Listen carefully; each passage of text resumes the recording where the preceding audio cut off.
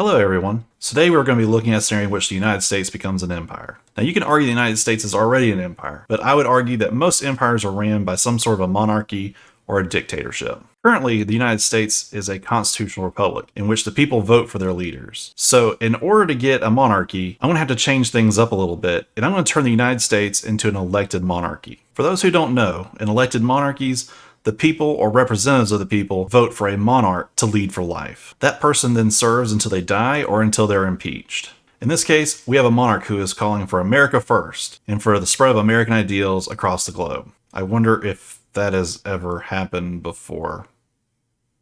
Anyways, let's get started. So in this scenario, the United States is going to be red. That's because the United States is probably going to be the aggressor in most of these situations, so it just makes sense to have them highlighted all the time. So the United States is going to start by going first and talking to the United Kingdom, France, and the Netherlands. Their first things are really about buying islands and stuff in the Caribbean, kind of as a way of being like, we're going to flex our economic might here.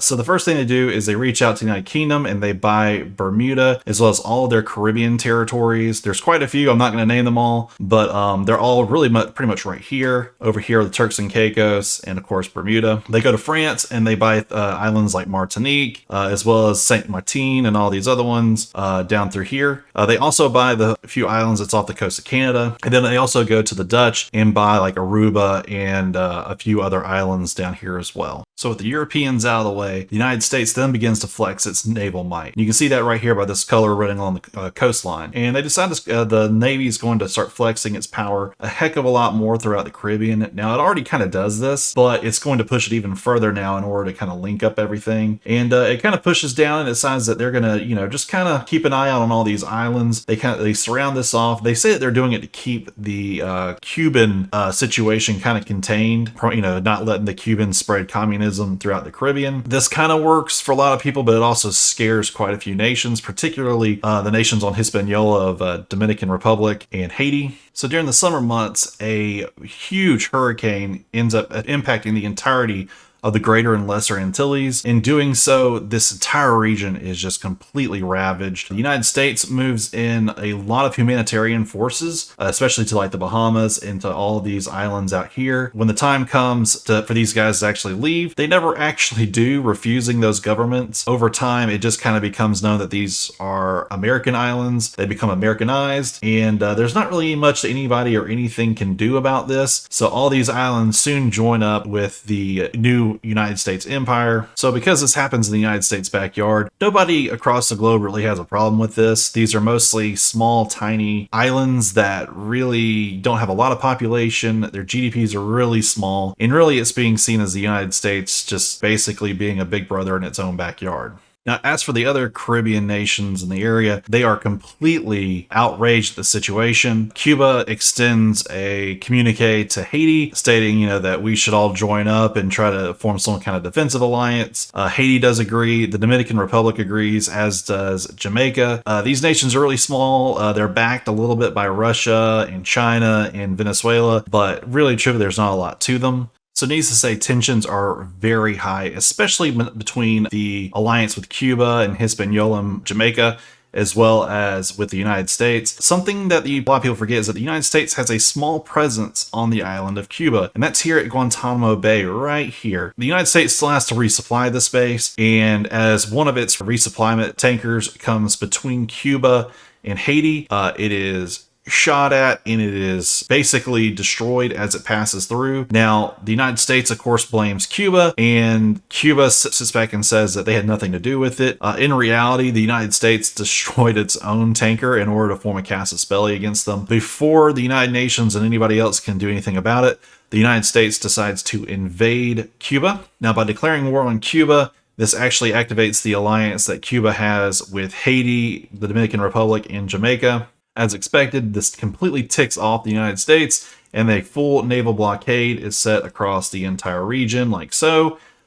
Really, this cuts off the entirety of the region from any sort of help, and the United States their Navy is completely unchallenged in this arena. Some missiles being shot from land could do damage, but now that the United States is says that they're fully ready for this, it cannot happen. So the first actions of the war are actually the United States making a landing to the west of Havana up over here and taking over this little island here. They then use that to make a bridgehead to help connect the entire side over here. And then they make a landing to the east of Kingston and on the northern tip of Haiti here. After holding out for a very long time, the Guantanamo Bay garrison is overran, but the United States makes another landing here in the central part of Cuba. Jamaica falls very fast, and another landing is made on the southern coast of Haiti. The forces in central Cuba are making big pushes up towards Havana, while also holding the border down here, to the south. They continue pushing up, and finally, I'll give enough pressure so that the American forces on the western tip of Cuba can push up. They reach the gates of Havana, and that's about as far as they really are able to go. But thanks to the forces in the east, they continue pushing up until it falls. With Havana gone, it's just a quick and easy push all the way down to the end of Cuba in the southeast. As far as Haiti goes, a quick press is gone to the east by both the north and south until they come around and they take Port-au-Prince. From there, they don't stop at the border. They then break into two separate prongs. One goes east from the south end right here, and another one goes east along the northern coast. Second largest city, Santiago los Calabros, is taken here in the north, followed by the fall of Santo Domingo and all of the Dominican Republic. The United States then decides to annex the rest of the land here and bring it all in part of the empire. So now that the United States has finished their Caribbean conquest, they then look to their next steps for invasion. And this time they say that Canada is going down. This isn't going to be like 1812 again. So they decide they're going to go taking on all of Canada. So this attack takes the Canadians completely by surprise, and their navies get quickly bottled up inside their ports along the Atlantic and Pacific coast, where the United States Air Force then just comes through and bombs and wrecks them all. With no navy, they are quickly blockaded, and the United States takes control of the sea lanes. So the United States declaration of war against Canada was met as kind of a bit of a surprise to the Canadians, and the United States decided that they're going to involve along 6 or 7 different axes. The first thing they're going to do is they're going to invade to the east of Vancouver and work to cut off and siege Vancouver, which they do successfully. They take over Vancouver Island, which pretty much blocks off all the sea access for Vancouver. A force a little bit to the east there starts making its way towards Calgary, which they then take pretty quickly. Force further to the east than that goes towards Winnipeg, but falls kind of short. Forces from Detroit and Buffalo both attack the peninsula here southwest of Toronto, but this is a very highly developed and defensive position, so they don't make it very far early on. Forces from the Hudson Valley make an attempt to take Montreal, but they're stopped just south of the city. A small invasion is made into New Brunswick, but they don't make it very far because not too much was given to them. And a naval landing is made on St. John here to take out the largest naval port in most of the population of this far east of Canada. It doesn't take the Americans very long to consolidate the front line, and with Vancouver completely surrounded, it doesn't take long for the city to give up. United States forces in Calgary continue pushing towards Edmonton. Winnipeg falls. More of the peninsula falls, but the United States are stopped just short of Montreal. The Canadians throw back the United States forces around Montreal back into New York, and the United States takes over all of New Brunswick as well as Prince Edward Island before starting to make their way into Nova Scotia. Upon reaching Edmonton, the forces quickly encircle the city and begin taking over much of the outside suburbs where quite a few people live. It doesn't take very long, and it does fall. Forces around Toronto continue to push back the Americans towards, the lower parts of the peninsula. Meanwhile, the Americans take the southern side of the St. Lawrence River, as well as all of Nova Scotia, including Halifax. U.S. forces then get their steam again and push on towards Toronto, making it to the outskirts of the city. They take all of the southern parts of the St. Lawrence River. They then cross the St. Lawrence River and take Quebec City before coming in along the north side of the river and taking out Montreal. Toronto then falls before Ottawa gives up too. With the majority of the population now in American-controlled areas, Canada gives up. In the Peachtree, the United States takes all of Canada, considering it to be a pretty easy occupation. Not to mention that several of these western states actually are pretty pro-American, while even though that most of the population is down over here and not so much, it does make it a lot easier for America's occupation. So up until this time, the United States has been having a really big problem on their southern border here with Mexico. They have to deal with all these gangs that are trying to bring drugs into the country. At the same time, they're having to deal with all this illegal immigration. And the United States is really quite tired of it, especially the fact that the Mexican government won't do anything about it. So the United States says that if Mexico doesn't do anything about it within 30 days, they're going to declare war. Now, this isn't really fair to Mexico, but at the same time, it's not meant to be fair. This is truly the United States flexing its might and saying that, Mexico is our next huge conquest.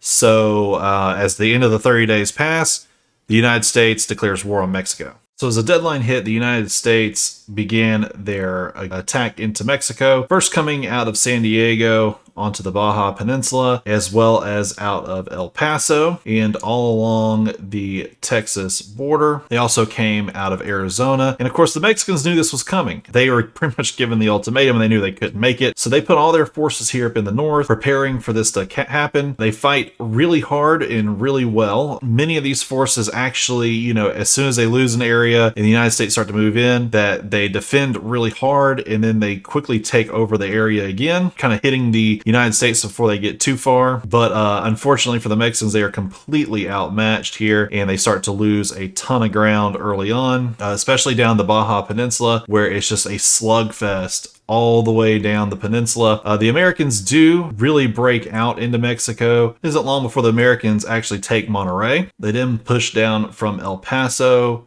to try to take Chihuahua, which they do, and they secure the entire region up that way. Forces out of Arizona and New Mexico then push down to Hermosillo, which they take. From Hermosillo, they then connect it over to Chihuahua, and then they start to completely destroy everything in here found with a gun. That includes all the gang members that they thought they were going to find. And then they take over most of Sonora out here. Now they've taken all of Sonora, they begin destroying as much of the drug empire in that region as they can while holding on to the front line there. The units around the other areas continue to push back. The Mexicans, to the best of their abilities, the Mexicans hold on. That's all they can really do. They're just holding on to every square inch that they can, hoping that the United States hits some sort of hiccup. But we are talking about the United States. If they have some kind of mess up or some kind of issue, they have lots of manpower, lots of logistics, lots of everything really to take it over. Anyways, the Baja California Peninsula is taken over, and these are what the lines kind of look like as things really just start to stabilize along the front. The United States are having a hard time with their occupation up in Canada at this point. They're also having to hold a ton of land out here with long logistics and supply lines that are hard to defend because it's mostly desert and guerrilla warfare is still a thing. So in order for the U.S. Army to get a little bit of the pressure and some of those Mexican troops off of their front line here so they can start pressing again, they call upon the Navy and the Marines to do something about it. So the U.S. Navy then begins to push down the Mexican coastline. Over here, there's some Mexican ships, but for the most part, they're antiquated and not really able to handle the advanced modern warfare that the current U.S. Navy can bring. They completely either wipe out all the ships or they at least bottle them up into the ports where they can't do anything. Same applies for over here along the Baja Peninsula. They bottle up a ton of ships up in here, which then get picked off by rocket batteries along the same area. Most of these ships also kind of just give up, and the United States takes over all this area off the coast. The U.S. Marines then make a landing in the Yucatan up here, kind of utilizing some of the pro-American sentiment among those in the Yucatan for the tourism industry and such like that. They then take over the entire coastline as well as all of the Yucatan province, and this ends up actually alleviating a ton of issues on the northern front as the Mexicans are unable to handle both of them at the same time. But the front does finally stabilize just, a few hundred miles to its south. The United States Army calls again on the Marines to do something, and a naval landing is made in Veracruz to the south. Feeling that the Mexican capital is going to be next, the Mexicans rush another group of defensive troops down here, and this just opens up for the complete takeover of Tampico and the rest connecting up the lines to the men in Veracruz. The entire western coastline just kind of starts to falter and fall because, you know, the Mexicans can't spread themselves between so many fronts. It doesn't take long for the men coming out of Yucatan to come and completely cut off Mexico down here from the rest of Central America. And with the being so close to Mexico and so little hope, the Mexicans give up and surrender to the United States. As the Mexicans surrendered, a new peace treaty was signed, and the borders were pretty much just dictated to by the American government. Pretty much all of the northern half of Mexico, as well as the Baja Peninsula, has been lost to the United States. The rest of Mexico has kind of been balkanized a little bit. Republic of Veracruz has been set up, as well as a Republic of the Yucatan. The government in Mexico has now been puppeted and has been made to be pro-US. This sends a shockwave throughout the rest of Central America, and all these other nations quickly either become pro-American by choice, or they have governments installed by the United States through secret coup CIA type deals, so that the United States now controls all of this. So following its conquest of Mexico and creating all of its puppets in Central America, the United States then turns its eyes to one last North American holding, that is Greenland. Now, Greenland's actually part of Denmark, but the United States pretty much hedges its bets thinking that Denmark is not really going to go to war over Greenland. However, Greenland is going to defend itself, and it's not going to take much for the United States airborne units to just make quick insertions here all the way up through into Nuuk. With this right here, about 75 to 80% of the population's taken, and the rest of the island falls. So guys, with the fall of Greenland, this about does it for the United States making their empire. The United States now stretches from the Arctic Circle all the way down to the midway through the Gulf of Mexico, which I guess now would probably technically be the Gulf of America. They've taken all the Caribbean, and they've really expanded in size. Anyways, guys, I really do appreciate y'all so much for watching this episode. Please be sure to subscribe, like the video, comment, do all that fun stuff. All that stuff is really what's going to help grow this channel. And guys, appreciate it, and I'll see you all next time.